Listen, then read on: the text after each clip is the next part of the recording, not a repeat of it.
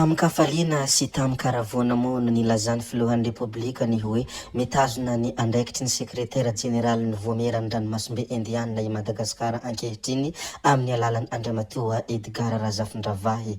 Maro ny sedra sy fahasahiranana izay mihatra amin'ny nosy, tsy sakana nefa izany fa angovo mitarika antsika hiara iasa, hiara ientana ary hifameno hatrany ho fampandrosoana ny firenentsika tsirairay avy. Firenena dimy isika nefa maharakotra ny 12 isanjaton'ny ny kontinanta afrikanina. Ny firaisantsika hina miampy ny fampiroboroboana ny mahisika atsika no ahafantsika manatanteraka ireo fanambina petraka hoe hafatra izay nambarany filoham-pirenena. Azadino aloha ny miabone ny chaîne atsika, azadino ihany koa ny manao j'aime ny video, noho ny farany dia aza adinona ihany koa ny mametraka ny commentaire mialohany herisoantsika amin'ny filazana ny zava-misy ato anatin'ity video anankiray ity, satria fampidirana ihany moa ny zavatra izay noresantsika teny ampiandohana teny. Ndao ary tompoko lahy, ndao ary tompoko vavy.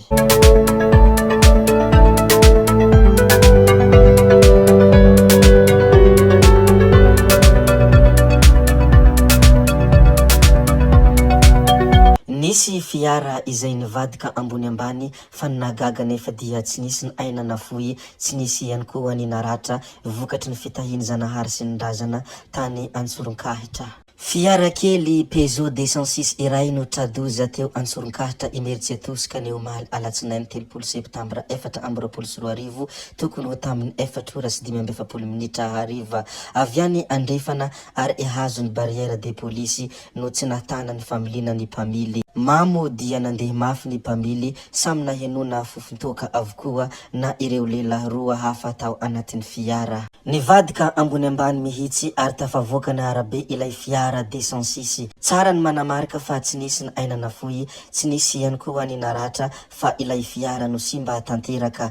Hoy ireo zay naneho ny hevitra moa dia nilaza ny hoe so ihany fa nanome razana ianareo rehefa nisotro toaka fa raha tsy zany dia naratra ianareo ary mety nisy naty aza. Hoy ireo zay naneho ny hevitra. Ity moa dia vokatry ny fitahiny Zanahary sy ny razana natonga izy ireo tsy nisy naratra ary tsy nisy ny aina nafoy ihany koa. Fa tany farafangana kosa dia nisy vehivavy vamba saiky ny harany fitsaram-bahoaka.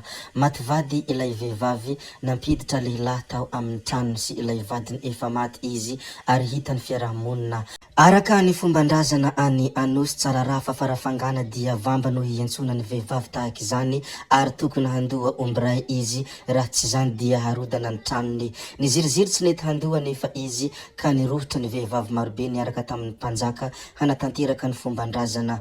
Tonga nanelanelana ny mpitandro ny filaminana ary nanaiky nandoa ilay omby iray ihany ilay vehivavy noho ny farany. Izany moa ny zavatra nisy tany Tsararaha fa farafangana ilay mikasika vehivavy vamba saiky ny harany fitsaram-bahoaka. Ndeha ary isika hilaza ny zavatra hafa indray izay tokony ho lazaina sy ireo rehetra vaovao misy ao Anosy Madagasikara malalantsika. Hiresaka kely ny mikasika ny filoham-pirenenan'i Madagasikara isika.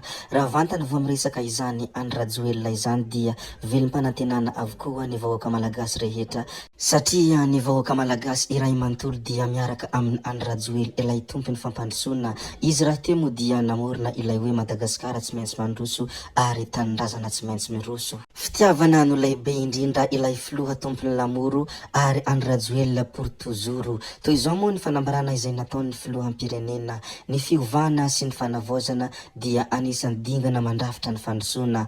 Hitanareo amin'izany tsy mahay miresaka ny filoha raha tsy izany fandrosoana izany ary tena kapabla amin'izany resaka fampandrosoana izany raha ny filoha Andry Rajoelina.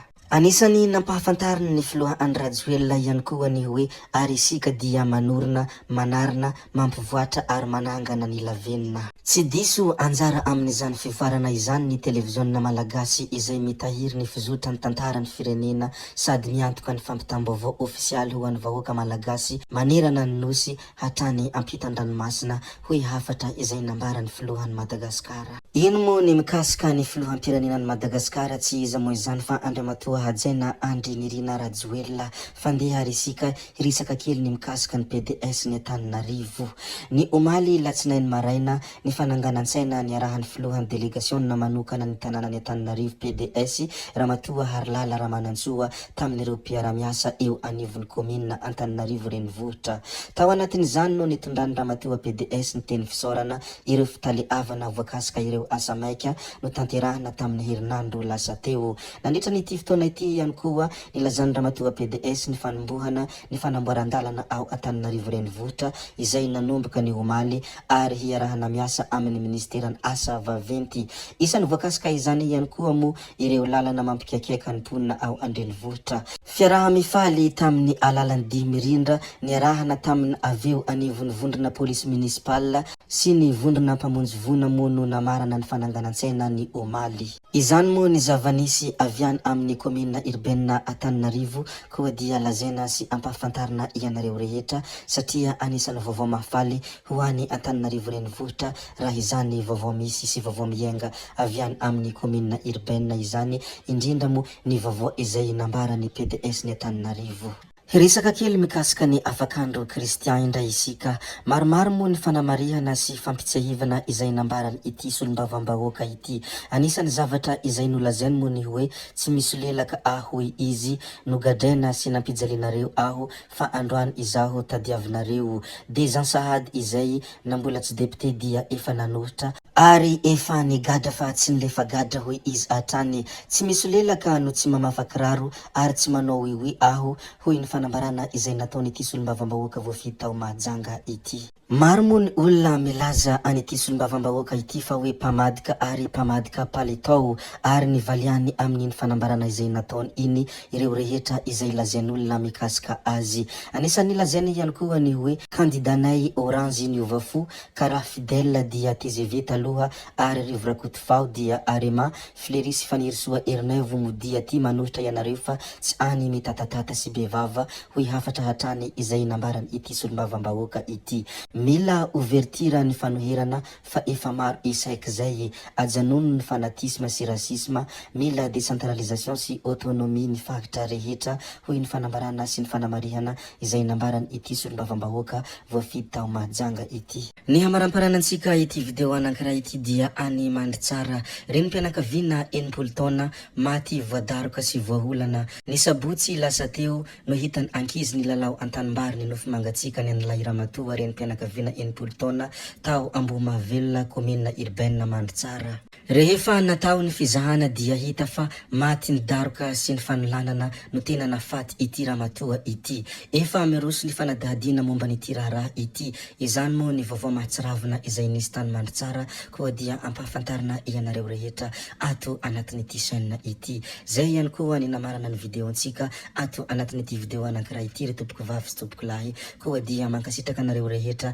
navita ny hain'ny video hatramin'ny farany ary mbola manentana anareo ny mbola hanaraka ny video manaraka izay alatsaka misesisesy ato. Zay fa tsy ataony alavany resaka hametra veloma izahay veloma vetivety fa tsy hoe veloma mandrakizay amin'ny manaraka indray no manao ny misimisy. Veloma tompoko lahy, veloma tompoko vavy.